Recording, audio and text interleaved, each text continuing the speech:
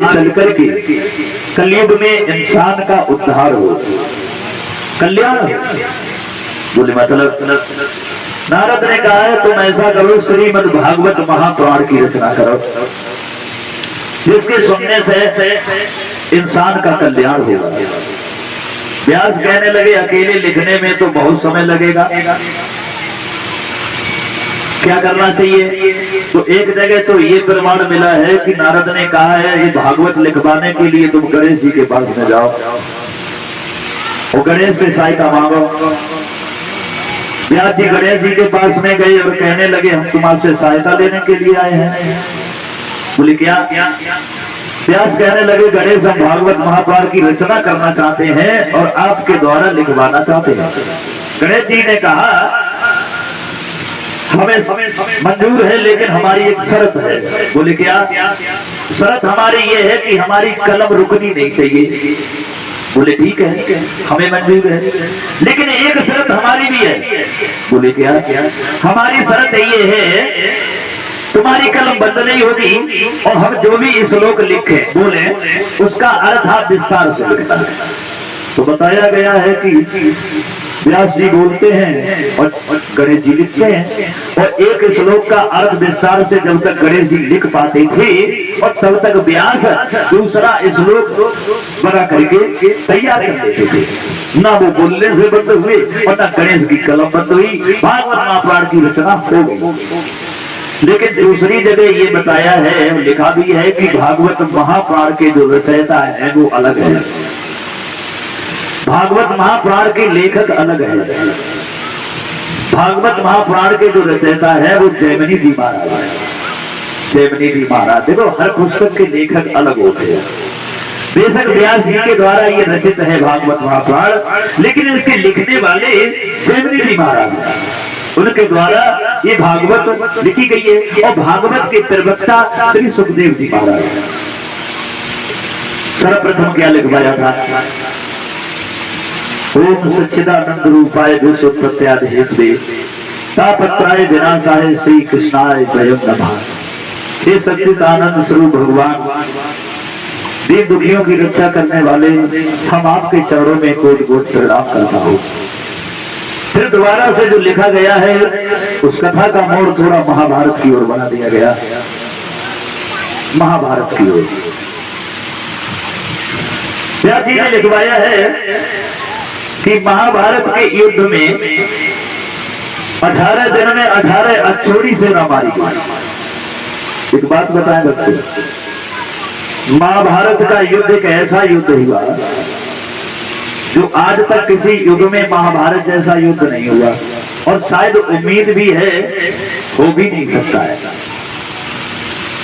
उसी महाभारत के युद्ध में 18 अक्षौणी सेना मारी गई, जिन्हें कितनी माताओं की गोदियां खाली हो गई, कितनी बहनों के सिंदूर उजड़ गए, कितने बच्चे अनाथ हो गए, खून की नदियां बह गई महाभारत के युद्ध में। और ये महाभारत का युद्ध कोई ज्यादा बड़ी बात को लेकर के नहीं हुआ। आप लोग समझ रहे होंगे, पता नहीं इतने कितनी लंबी बात बनी होगी जो महाभारत जैसी लड़ाई हो गई। महाभारत जैसी लड़ाई हो गई। महाभारत कोई ज्यादा लंबी बात से नहीं हुआ था, मात्र छोटी सी बात को लेकर के महाभारत जैसी लड़ाई हो गई। कौन सी बात को लेकर के? लिखा है कि अगर पांडवों की पत्नी द्रौपदी अगर ये न कहती दुर्योधन से कि अंधे के अंधा हुआ, तो शायद ये महाभारत की जड़ नहीं पड़ती।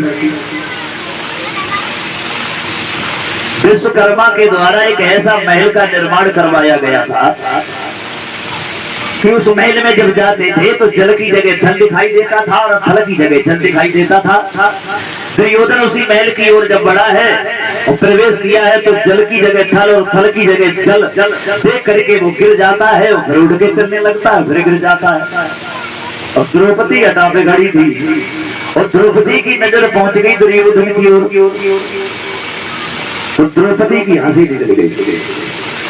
द्रौपदी हंस करके कहने लगी, वाह जी वाह, किसी ने सही कहा है कि अंधे के अंधे ही हुआ करते हैं। और दुर्योधन ने जब ये द्रौपदी के शब्द सुने तो दुर्योधन कहने लगा, द्रौपदी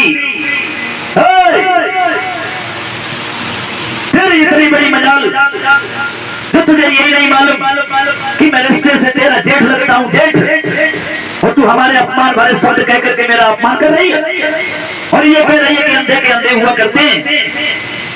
चल कोई बात नहीं, तू तो हमारा अपमान कर ही रही है, लेकिन हम भी तेरा सम्मान नहीं करेंगे, सम्मान नहीं करेंगे। और ये अंधे के जब अंधे हुआ करते हैं ना, तो सबसे पहला मेरा यही काम है कि जो तू हंस रही है, तेरी हंसी को रुलाने में बदलना। और कहने लगा क्रोध में आकर के दुर्योधन द्रौपदी से,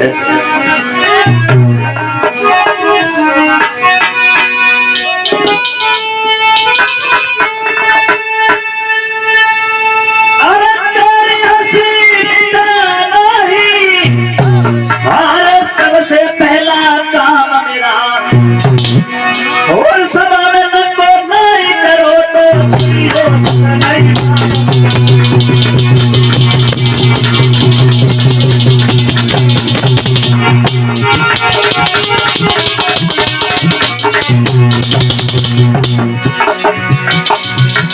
सबसे पहला काम है तेरी हंसी को मिटाना। तूने ये भी नहीं सोचा मैं तेरा रिश्ते में जेठ लगता हूँ, आखिर को तुझसे बड़ा हूँ, और तूने हमारा ही अपमान किया, मेरी हंसी बनाई।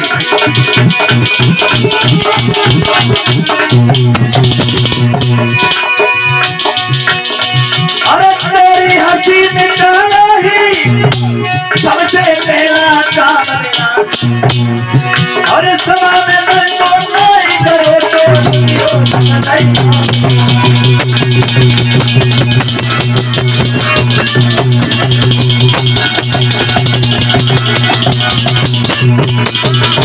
सबसे पहला काम है, अगर तुझे मैंने 20 में बुला करके अगर तुझे नगिन नहीं कर दिया तो मेरा भी नाम दुर्योधन है। समझ गया? इतने शब्द कहने के बाद में क्रोध में दुर्योधन वापस चला गया। तो इतनी ही बड़ी बात को लेकर के, ये ज्यादा बड़ी भी बात नहीं है, तो मानो तो बड़ी है, महाभारत जैसी लड़ाई हो गई। वेद व्यास जी भी भागवत में लिखते हैं कि जिस किसी से अगर बोलो तो ऐसे शब्द न बोलो जो अपने को भी बुरे लगे, जिस किसी से अगर बोलो तो ऐसे शब्द बोलो जो अपने को भी अच्छे लगे। और मालूम है जो लोग मीठा बोलते हैं उनका कितना बड़ा सम्मान होता है, और जो लोग अपने जीवन में कड़वा ही बोलते हैं तो उनका अपमान ही होता है। हर जगह अपमान होता है, किसी भी समाज में जाए, लेकिन उनका होता है।